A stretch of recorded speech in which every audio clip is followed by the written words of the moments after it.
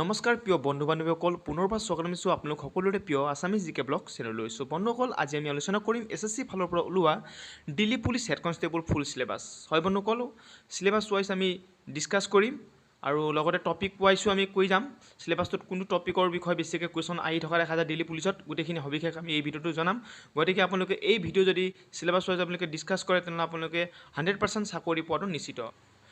বন্ধুসকল আমাৰ next video' থাকিব PST PAT কিমান কৰিব লাগিব, অৰ্থাৎ ল'ৰা ছোৱালীসকলে ৰানিং কিমান কৰিব লাগিব আৰু এক্সামত নিগেটিভ মাৰ্ক আছেনে নাই, যদি আছে কিমান আছে, সকলোবোৰ আলোচনা কৰিম। আৰু লগতে এক্সামৰ লেংগুৱেজ কি থাকিব, অৰ্থাৎ অসমীয়া থাকিবনে, হিন্দী থাকিবনে, ইংলিছ থাকিবনে, সকলো সবিশেষ জনাম আমাৰ নেক্সট ভিডিঅ'ত।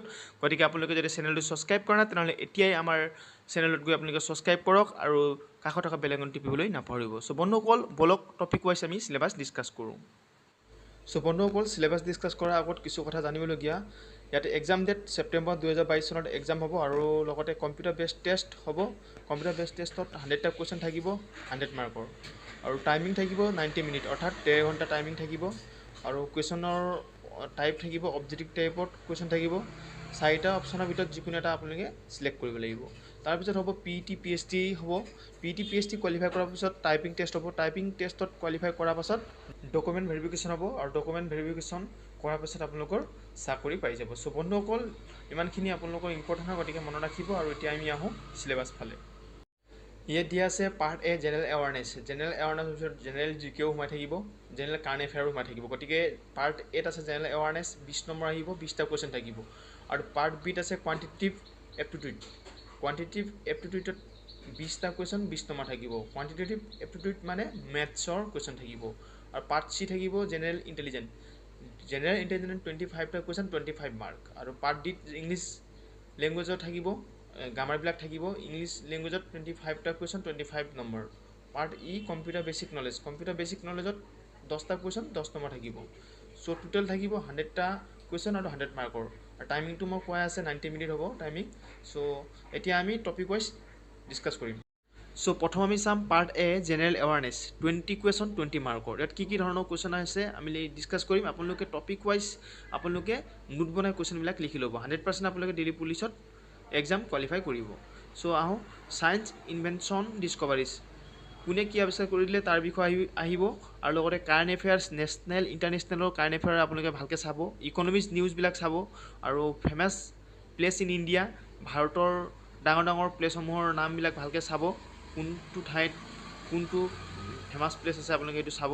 আৰু Indian constitution culture, Indian constitution অৰ্থাৎ ভাৰতৰ সংবিধানৰ বিষয়ে আহিব পাৰে, সাংস্কৃতিকৰ বিষয়ে আহিব পাৰিব।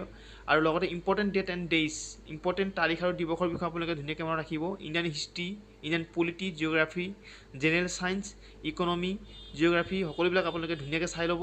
আৰু বুক এণ্ড অথৰ, কোনটো কিতাপ কোনে আৱিষ্কাৰ কৰিলে, লিখকৰ নাম আহিব পাৰে, এনেকুৱা ধৰণৰ কুৱেশ্যন আহিব পাৰে। 100% আপোনালোকে ধুনীয়াকৈ নোট বনাই লিখি ল'ব। আৰু ফেমাছ পাৰ্চনেলিটিজ, ফেমাছ পাৰ্চনেলিটিৰ বিষয়ে আহি থাকে কুৱেশ্যনত এক্সামত, গতিকে আপোনালোকে ভালকৈ চাব। আৰু Indian state and capital, Indian state and capital এটা হ'লেও কুৱেশ্যন ফৰ কম্পিটিটিভ এক্সামত আহি থকা দেখা যায়। গতিকে ৰাজধানী কোনখন ৰাজ্যৰ কোনখন ৰাজধানী আছে আপোনালোকে ধুনীয়াকৈ চাই ল'ব। বন্ধুসকল ইমানখিনিয়ে হয় যে জেনেৰেল এৱাৰনেছত আপোনালোকে ধুনীয়াকৈ টপিক ৱাইজ চাই ল'ব। Second part B general intelligence, 25টা কুৱেশ্যন 25 মাৰ্কৰ থাকিব। আমি ইয়াত জেনেৰেল ইণ্টেলিজেন্স ইম্পৰ্টেণ্ট টপিক ৱাইজহে ডিছকাছ কৰিম, ইয়াৰ বাহিৰে আৰু বেলেগ চোৱাৰ কোনো প্ৰয়োজন নাই। পাজুল টেষ্টটো আহিব আৰু লগতে লজিকেল ছিকুৱেঞ্চ টেষ্ট আহিব। চিটিং এৰেঞ্জমেণ্টটো SSC, যিহেতু SSCয়ে কুৱেশ্যনবিলাক কণ্ডাক্ট কৰিব, গতিকে SSCৰ যিবিলাক চিলেবাছ সেইটো ৰিজনিঙত চালে আপোনালোকে 100% কোৱালিফাই কৰিব। গতিকে SSCয়ে কণ্ডাক্ট কৰিব, গতিকে SSC যেনেকুৱা ধৰণৰ কুৱেশ্যন আহিছিল তেনেকুৱা ধৰণৰ চালে হৈ যাব। চিটিং এৰেঞ্জমেণ্ট আহিব, ব্লাড ৰিলেশ্যন আহিব, মেথমেটিকেল নাম্বাৰছ, ৰেংকিং আহিব, টাইম চিলগিজম আহিব আৰু ইণ্টাৰেষ্টিং দ্য মিচিং কেৰেক্টাৰ আহিব। মিচিং কেৰেক্টাৰটো প্ৰায় আহিয়ে থাকে। আৰু এলফা নাম্বাৰচিয়েল আহিব, ডাইৰেকশ্যন চেঞ্চ টেষ্ট আহিব, ডাইৰেকশ্যনৰ কুৱেশ্যন আহি থকা দেখা যায়।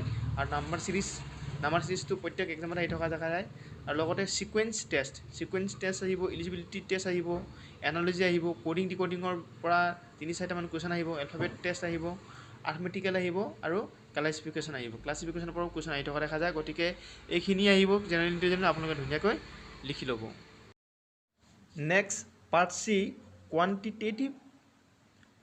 Part C quantitative aptitude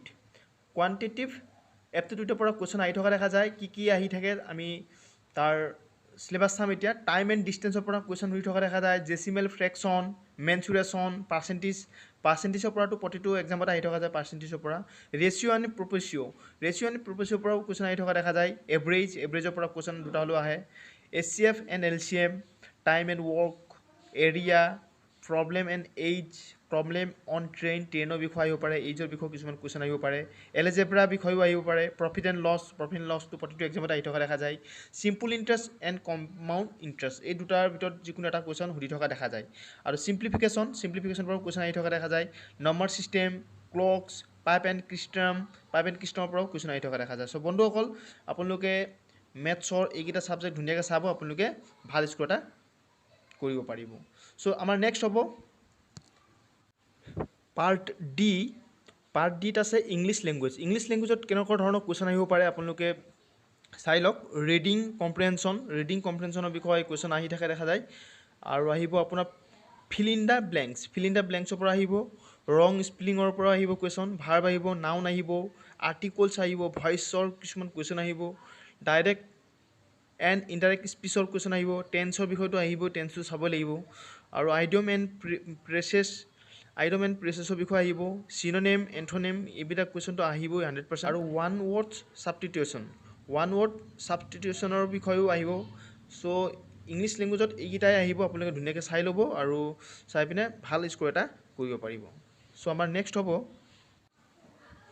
part E, computer basic নলেজৰ পৰা 10টা মাৰ্ক, মতলব পাৰ্ট ই কম্পিউটাৰ বেচিক নলেজৰ পৰা 10টা কুৱেশ্যন আহিব 10 মাৰ্কৰ।